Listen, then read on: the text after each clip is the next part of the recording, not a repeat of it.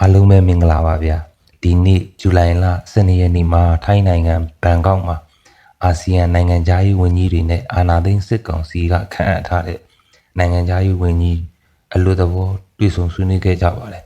အဲ့ဒီဆွေးနွေးမှုဟာတန်တမန်ရေးရာအရာထိတွေ့ဆက်ဆံတာမျိုးမဟုတ်ဘဲနဲ့ထိုင်းနိုင်ငံရဲ့ကမကထပြုလုပ်မှုတွေကြောင့်သာ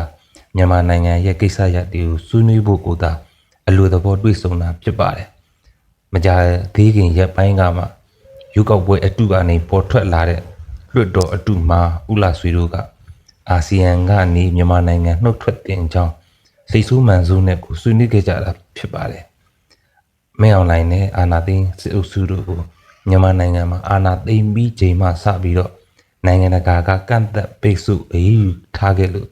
အထီးကျန်ဖြစ်နေရတာကိုတင်တင်ရှားရှားပဲကျွန်တော်တို့အားလုံးသိတာမြင်တာတွေ့ရှိနေရတာဖြစ်ပါတယ်အာဆီယံကချမှတ်ထားတဲ့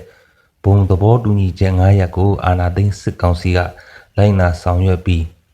အကောင့်ထဲပေါ်ဆောင်ရွက်တာတွေမလုပ်ဖဲနဲ့တော့အာဆီယံကစစ်ကောင်စီကိုအရေးယူထားတာတွေကိုပယ်ဖျက်ပေးမှာမဟုတ်ပါဘူးမင်းအွန်လိုင်းနဲ့စစ်ကောင်စီအနေနဲ့ဘုံသဘောတူညီချက်9ရပ်ကိုအကောင့်ထဲပေါ်ယုံတာမကဒေါန်ဆန်းစုကြည်နဲ့နိုင်ငံရေးအကျဉ်းသားတွေကိုလွှတ်ပေးဖို့လည်းလိုအပ်နေပါတယ်ဒေါန်ဆန်းစုကြည်နဲ့နိုင်ငံရေးအကျဉ်းသားတွေရဲ့လွတ်ပေးဖို့ကိုနိုင်ငံတကာကအစင်တစိုက်တိုက်တွန်းနေတာပဲဖြစ်ပါတယ်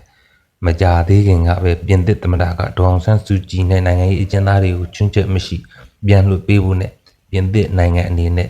ဆက်လက်ဖိအားပေးတောင်းဆိုသွားမယ်ဆိုတာကိုကြေညာပြုခဲ့တာဖြစ်ပါတယ်ထူးထူးခြားခြားပဲအာဏာသိမ်းစစ်ကောင်စီကိုကူညီထောက်ပံ့နေတဲ့တရုတ်နိုင်ငံလည်းမကြာသေးခင်ကသတင်းစာရှင်းလင်းပွဲတစ်ခုမှာဒေါန်ဆန်းစုကြည်ဟာ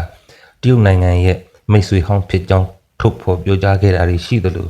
ဒေါန်ဆန်းစုကြည်ရဲ့မွေးနေ့မှာလည်းတရုတ်နိုင်ငံရဲ့ကွန်မြူနစ်ပါတီကနိုင်ငံတကာဆက်ဆံရေးဌာနကမွေးနေ့ဆုတောင်းပြုလုပ်ခဲ့တာတွေလည်းရှိခဲ့ပါတယ်